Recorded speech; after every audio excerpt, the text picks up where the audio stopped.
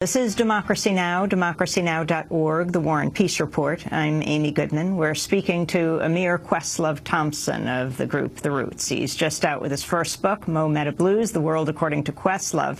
It's the 40th anniversary of hip-hop. I asked Questlove to talk about the TV show Soul Train and its host, Don Cornelius, who created the first black-owned nationally syndicated TV franchise. But first, a few highlights from Soul Train.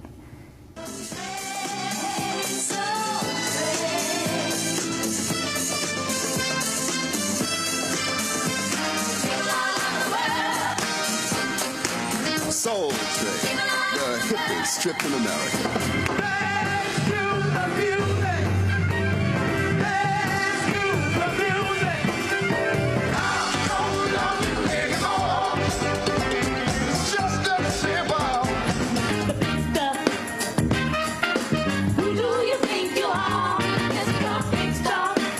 And as always in parting, we wish you love, peace, and so, Those are some clips from Soul Train. Ahmir, you have a book coming out pretty soon about that show, and you actually tweet pretty frequently showing the clips that you have in your personal library. Yeah. Yeah, Soul Train is probably, you know, I grew up in a household where TV really wasn't allowed.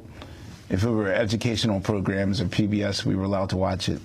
And music programs, I was allowed to watch. So often my parents would let me wake up a little bit after midnight so I could watch Midnight Special or In Concert or Don Kirshner's rock concert or even the musical acts on SNL. And so for me, Soul Train was probably the most important show of all, because before the age of video, like, where are you going to see your favorite acts perform?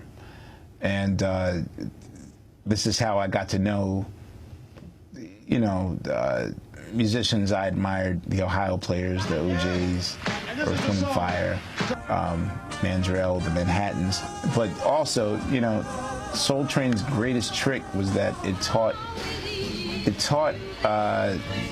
African Americans Afrocentricity, which is probably, I mean, that's Don Cornelius' greatest trick, was that he used the commercials. Johnson Hair Products were the sponsor of the show.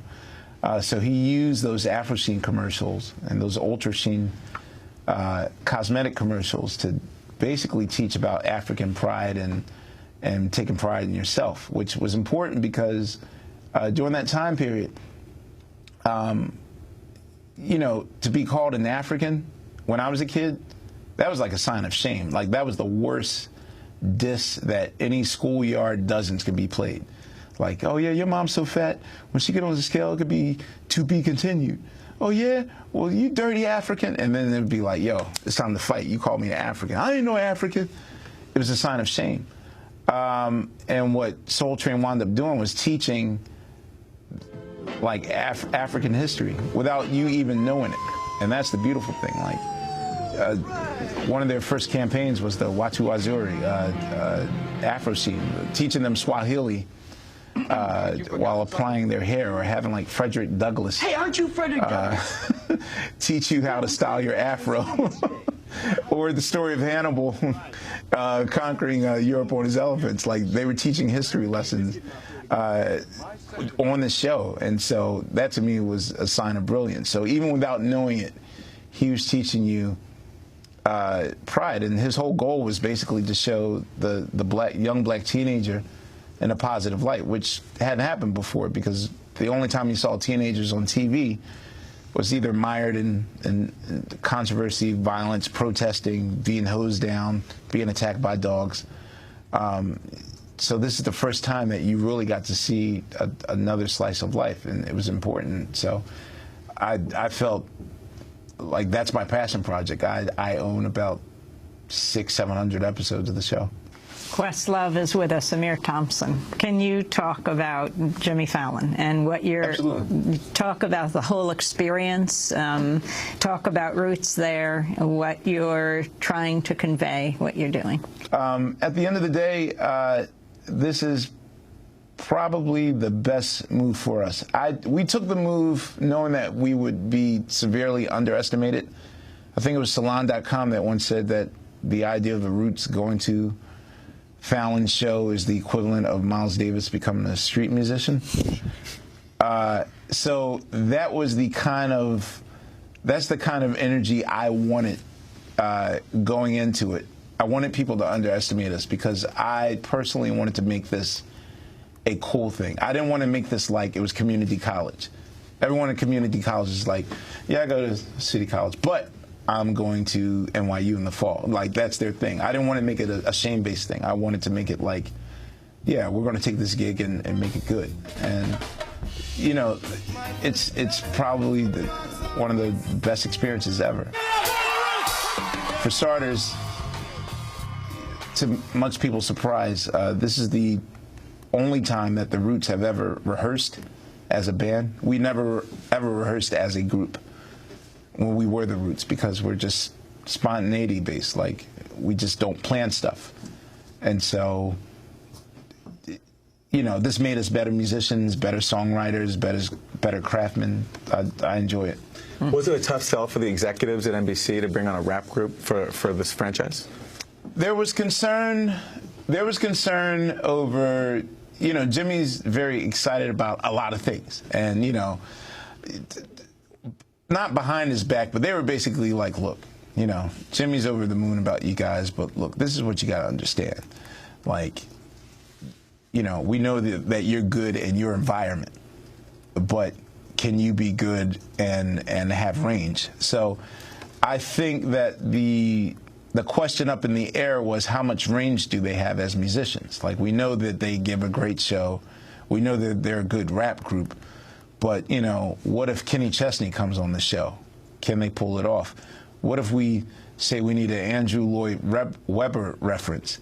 Can they pull it off?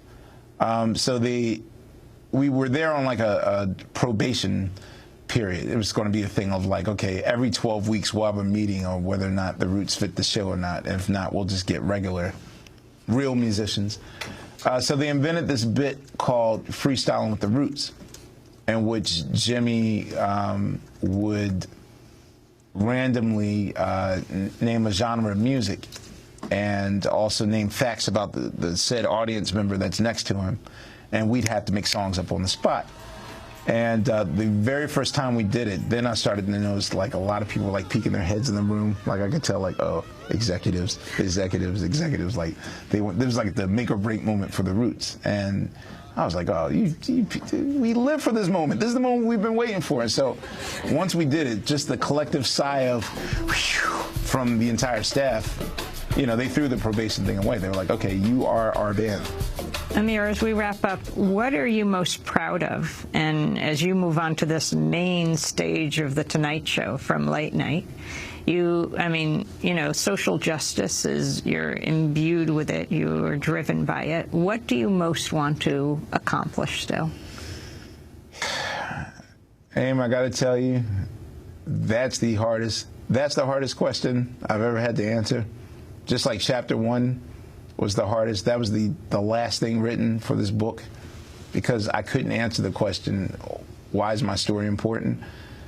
I don't know how I programmed myself, but I always felt like the downfall of any artist was to ever, kind of like this Lot's wife theory of like, if I ever did this and looked at my accomplishments, like, yeah, you see that right there? That I turned into a pillar of salt or something. I can't tell you what I'm most proud of. I mean, I'm grateful. I'm extremely grateful that I made it. I mean, some days, you know, I feel like, okay, yeah, I did stuff. And other days, you know, most days I just feel like, I haven't made my mark yet. Like, I got a long ways to go. So a lot of the times I feel like it'll be the downfall of me if I say, you know, oh, when we won this, or when we did this, or when I met this particular person. I mean, my whole life is full of super highs. Like, an average everyday person's like life highlight is like an everyday occurrence. Half the time I just can't talk about it because it just always seems like they have a thing called humble brags on Twitter. So I can't just say, oh, so the other day, you know, I was with the da-da-da-da-da. And then Jay-Z walked in and said da-da-da-da-da. And they're just like, humble brag. So it's just, you know, I'm grateful. I'm extremely grateful to have survived, literally just survived, because, you know, I'm still wondering, will anyone in the hip-hop culture ever make it to 65? Like, will we have our first hip-hop senior citizen? Like, that's an amazing thing for me. No, because if they escape bullets, they still have to escape strokes and their health. You know, Chuck D, Ice-T, and Flavor Flav right now are kind of leading the pack. Like, they're in their mid to late 50s, so it looks like they will get to that finish line. Like, that to me is an amazing achievement. But all I want to do is have the option to want to do this. I don't want to be escorted out the building because I'm too old to do something, or not have the ability to do it, or, you know, but I love my life the way it is. Ahmir Questlove Thompson, drummer and co-founder of the legendary hip-hop band The Roots, the house band of Late Night with Jimmy Fallon, soon to become The Tonight Show. He's just out with his first book, Mo Meta Blues, The World According to Questlove. I interviewed him with Democracy Now!'s Aaron Mate. Visit our website at democracynow.org to see more of our interview with Questlove, talking about Michelle Bachmann and the music he chose to play when she came on Jimmy Fallon and how it almost got Questlove fired. He also talks about how an appearance by Stevie Wonder on The Cosby Show influenced a generation of hip-hop artists, and why Questlove has been called the Paul Revere of Occupy Wall Street.